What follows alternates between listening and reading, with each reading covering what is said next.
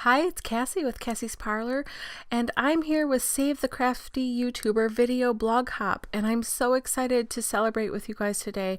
We are celebrating crafting video tutorials created by a group of talented crafters of all different styles and levels, and we're so excited for you to be here with us today. So I'm going to work on a project using this fun palette clipboard, and I'm just starting out by covering it with white gesso so I can put some pigment on top and really distress it and give it a nice country sort of floral look. So we're coming in with some of the Prima color spray, and I'm just brushing it on with a brush here, and then I'm going to go over it with a baby wipe and just take some of that color off because I want it to have that like distressed sort of vintagey washed look of wood. And then I've got this really awesome Nuvo mica spray, and it's got this really great subtle gold finish to it, and that's just what I wanted. I love the gold, but I wanted it to sort of accent the brown and not be overpowering, and it's perfect. So then I have some really beautiful sort of country cottage floral paper and designs here. And I'm using that fun background with the watering can, and I really wanted that to be the background for the image and for the colors, and sort of help build on that and tie all of the rest of the pieces together, as you'll see. So I've fussy cut those awesome little birds there on the music perch, and then I've got some chipboard here. This is from 49 in Market, and I love the saying the happy moments and that little butterfly. I'm going to use those pieces coming up here. And so I can't do anything without adding a little bit of texture. If you've watched any of my videos, I really am in love with texture and color and all of that. So I had to add a little bit of stencil and a little bit of texture paste. This is the Finavere. This is her texture paste that's from that Rust line, but she made a whole bunch of different colors, and these are really fun. And these remind me of like old vintagey wallpaper and just country style, and I thought they tied in nicely here with that old kind of floral stencil. So I wanted to bring some of that texture paste into the foreground as well. So I put some on those awesome birds and that beautiful background with the watering can, and I just kind of did around the edges. I really just wanted to tie the background into these other elements and bring them all together and give it all just sort of a distressed kind of vintage feel to it. And so I used those same drab green and that nice bright ivory as contrasting each other, but also sort of feeding off each other and giving this piece great life. And I'm really, really loving how it's coming together. So I really need all of these pieces to be strongly adhered to this background, right, and to this wood board.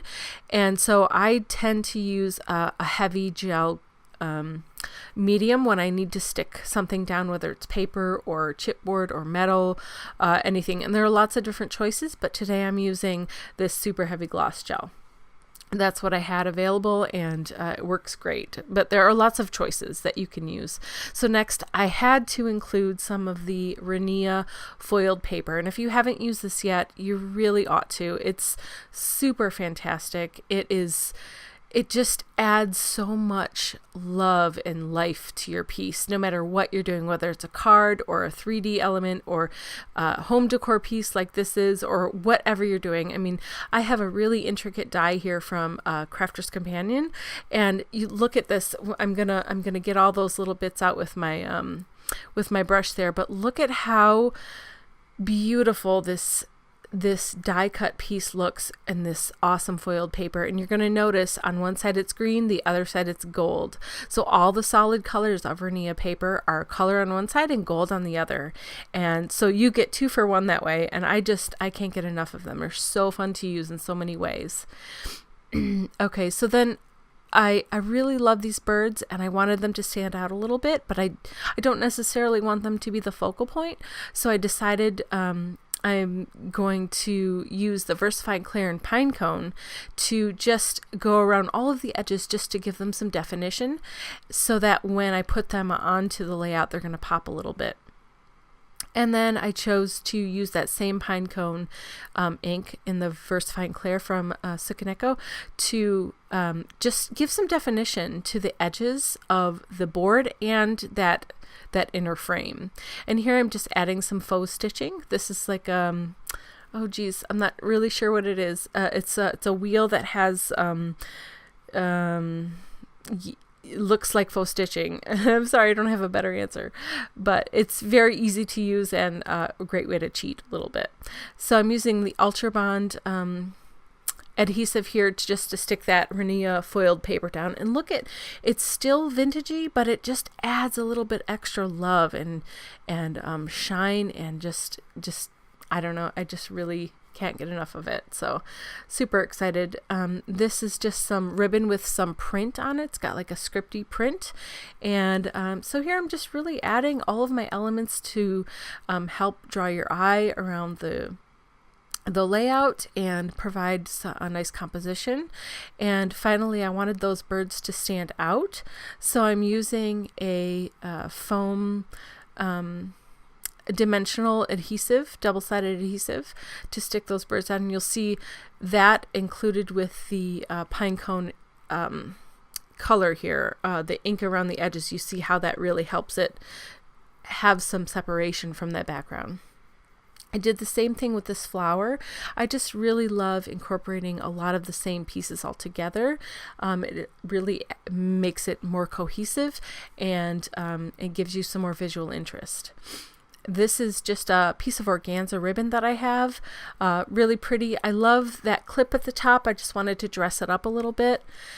So I have this is new to me. I don't know how long it's been around, but I just recently received some glittering glue from Stamp On It, and I have this brand new line of VZ ultra fine glitter. I believe you can only find it at itscheaperthantherapy.com at this point, but it is so beautiful, and it is so ultra fine and smooth and just really delicate and super gorgeous and very blingy. And I just love it, but I love glitter, so that goes without saying.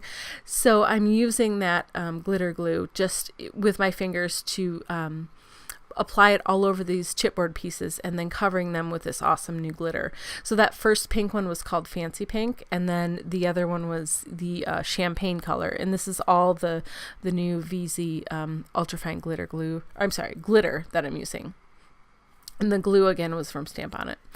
Okay, so then the happy I also did in that Fancy Pink just to tie it back to that butterfly, and also I'm drawing in some of the background flowers from that watering can. So that's sort of how I chose my colors there, and I like to give you some of that so that you can know kind of what's going on in my head and how I'm choosing the elements that I am.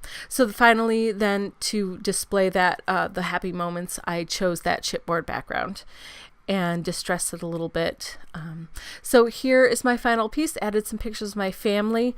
Again, this was so much fun, and I'm so excited to be part of the Save the Crafty YouTuber video hop. And I hope that you will click the link below to see the next blogger on the hop, and that you found some inspiration here today. Thank you so much for watching.